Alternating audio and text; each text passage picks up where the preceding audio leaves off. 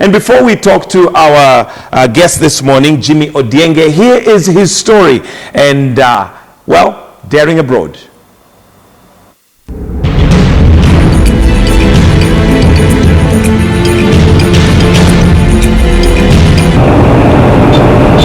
This sign welcomes us to Lubumbashi, a city in the southern part of the Democratic Republic of Congo. On the roadside, we bypass trucks whose radiators, if spoiled, are likely to end up in a workshop belonging to a daring Kenyan lady mechanic for repair. Inakaaje? Ni mzuri, ni kama Kericho, Kenya, but it's wide. Meet Doreen Akinyi Aston, and as she leads me into her workshop. So you are welcome, both of you in Lubumbashi. She tells me that to reach here, she traveled by bus for 4 days from Nairobi through Dar es Salaam with only the equivalent of 50,000 shillings in her pocket 5 years ago.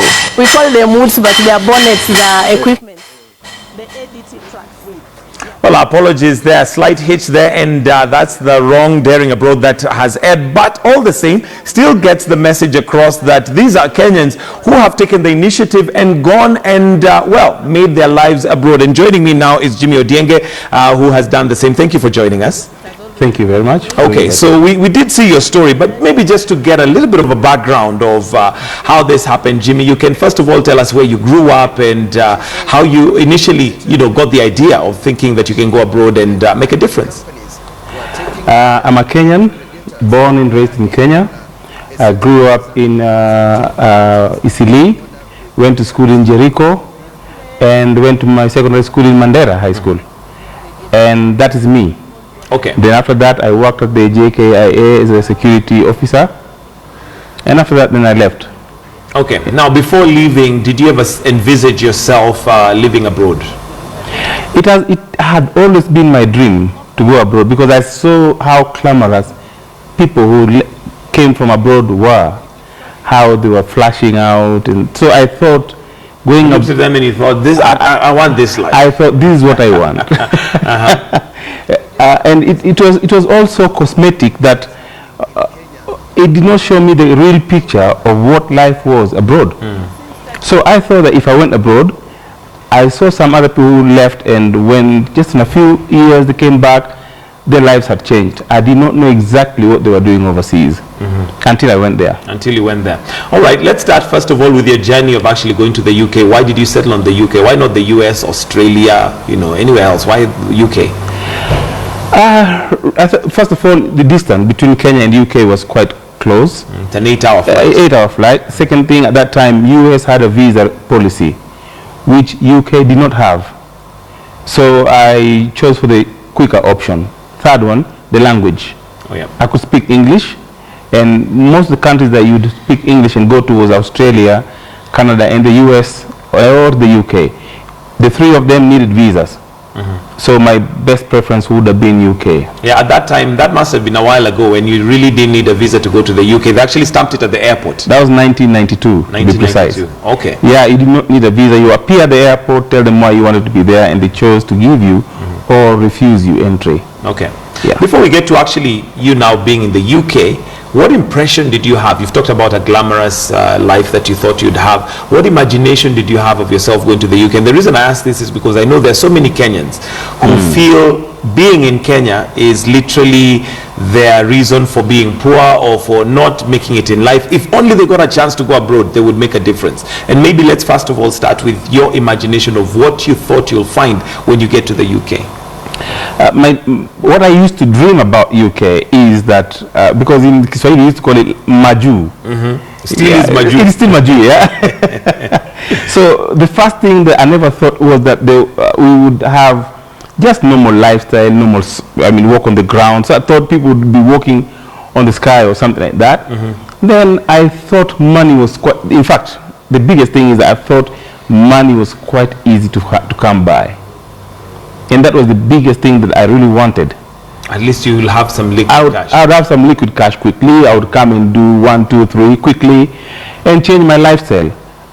Yeah, and I never thought about so many things. I never thought about other areas like education. I only thought of going to make it. come back, build houses, maybe buy matatus and things like that. And In other words, once you got abroad, your life was made. your life, money would have been there waiting From for you. rags to riches. I thought money would have been there waiting for you at the airport. They'll be fighting you to get the money. Okay. Yeah. So now your journey to go to the UK, how did that begin? I left on February 1992. I did not look into so many things while I was going. The weather was very unfriendly. I arrived there, it was peak of the winter, very cold. And I had very little money on me as well. So while you were going, were you going to meet somebody? Were you just going to make life? Who was waiting for you on the other end? I was going to meet a friend. And once I arrived and called a friend, that was the last phone call I ever made to him because he switched off his phone. The person who you were going to meet when you arrived? The person who I was going to meet when I arrived. Wow. So I got stuck from day one. And this is what, at the airport? No, I already left the airport. It was quite easy to go through the airport because they had me ask you why you were going there, what were you going to do and for how long were you going there for. So my initial idea was to go for 2 weeks and come back and maybe go back again. But from that point when I left the airport and called the gentleman, and from that I couldn't get back to him, I started living rough on London streets from day one. So I'm trying to imagine, here you are, you've just arrived in London. Yes. You've called your host. Yes. And he has switched off his phone. And don't forget, there was no cell phone those days. Also, So you they were a booth. yeah, you use a booth to call a landline in the house. And sometimes they plug it off the hook so you can't get through. You cannot. Or they buy your number from reaching them. Did you know anybody else in the UK? I knew nobody. And I had only 20 pounds in my pocket. And I knew nobody else. So here you are. Did you sit at the train station, at the bus station? What happened? Now that's where the whole story begins.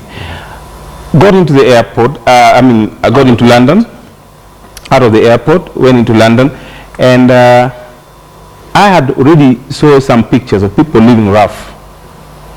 So I went to a place called Romford. It's in the far east, it's East London, so it's towards the end of, it's called District Line, the underground. Took Yes, that train to the underground. And I met a gentleman who was just playing guitar. So I became a friend to him. I had about 2 bags on me. So we started talking. And as we were talking, he was telling me how people live in London.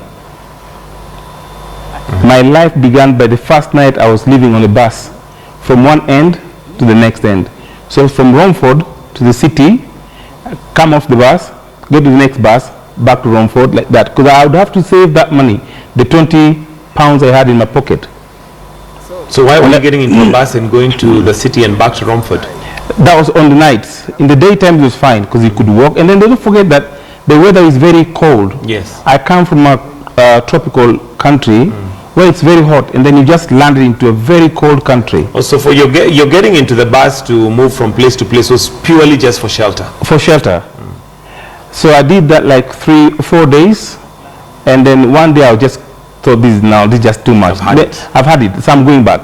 So I went to the payphone. They used to have booths to call international.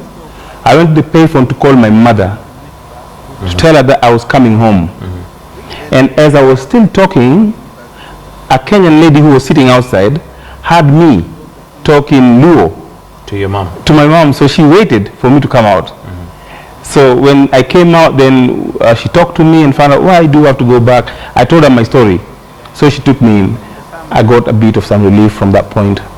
This is a total stranger, somebody you did not know. Someone I did not know, but ended up being a very close friend in the end. Yes. Okay. So she takes you in, and now you cancel your plans to come back to Kenya, or are you still planning to come back? Now she started to introduce me around, show me friends, link me to some jobs which are actually illegal. So started doing things. What sort of jobs are these? I was working in a restaurant, and they were not very strict those days with illegal working. It wasn't a criminal offense at that point. Now it is. So work in the restaurants, work in sweep the roads, early morning cleanings, started doing things like those to earn a living. And the good thing in London is that they pay you per week. So you wouldn't be broke for so long. At least 7 days you get your money. Okay, just in case you're joining us now, really what we're trying to do is just get the story. And I know so many Kenyans who possibly have tried and are thinking maybe their lives would be much better if they lived abroad. And well, here is Jimmy Odienge, who left Kenya with nobody to meet him at the airport. And well, fortunately, there was a good Samaritan. And I don't know if you believe in the miraculous, but this sounds like a miracle to me almost. That was a miracle to me too. Because it was at the end, at the verge of my breaking down.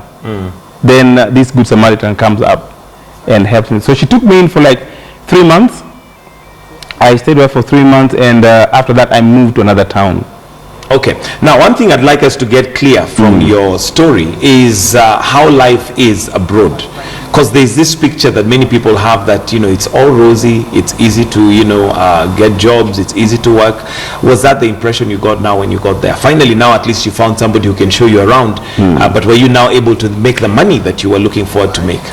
The system in the UK is quite different from the system here, in that almost everyone has a purchasing power, whether you're a beggar or you're someone who is working. And it's a system which almost controls your income and your expenditures to a point that saving that money sometimes is not very easy. What I mean is that you will find that you can easily afford things. You can easily afford a car, you can easily afford a house, you can easily afford meals and clothing. So it only depends on the type of things that you want. If you're on the low income bracket, you can still afford the low things to that level. But always you'd want to get something higher. You find it very difficult to save. Okay. And there's this impression that people, if you come to the UK, your life will change. I don't know how true that is, but from my own life experience, from what I have seen people go through right now in the UK, it's always good to come to UK if you know exactly what you're going to do. If you're not sure of what you're going to do, it can be a big challenge. And I've seen people who are really frustrated, who left not only Kenya but other countries, came to the United Kingdom with hopes that things would change quite quickly. Ended up getting into a lot of problems, because at the moment the rules are very tight. The immigration rules are very, very tight. There are so much things that have been criminalized, which were not about 10, 15 years ago. So quite a few people have ended up in jails as well, even as we speak. Thinking they're going to make their lives rosy. Thinking you'll go and make your life easy. Okay. And people back home have a different perspective. People who are back in the UK, they think we have a lot of money. Let's talk about that, because I think that becomes also a point of pressure. I know certain people who have gone abroad and are unable to come back, not because they can't afford it, but because of the immense pressure they feel from relatives and friends who are expecting so much, yet they have nothing. Absolutely. You leave and go to the United Kingdom with a lot of hope, and your people also have a lot of hope in you. You find a different lifestyle out there. All your hopes are crushed. The people you left behind have moved up. You cannot catch up with them anymore. Now you can't come back. So you're lost between two worlds. Lost between two worlds. And the bad thing is, probably you went with a bad visa, which means now, after some time, you run out of the visa. By bad visa, you mean it probably a tourist visa, whereas you're looking for a job. Probably a tourist visa. Well, at the back of your mind, you wanted to go and settle. Now you go with a tourist visa. After 6 months, you do not have a visa. Then you are restricted to a lot of things. Restricted to how you can find work, how you can bank, where you can live. So a lot of restrictions come in. So you cannot come back. Probably you have a family here. You come back, there's no job. And you come back, you find the people you left. The worst thing is the people you left have moved quite fast. Moved forward. They have moved forward quite a bit.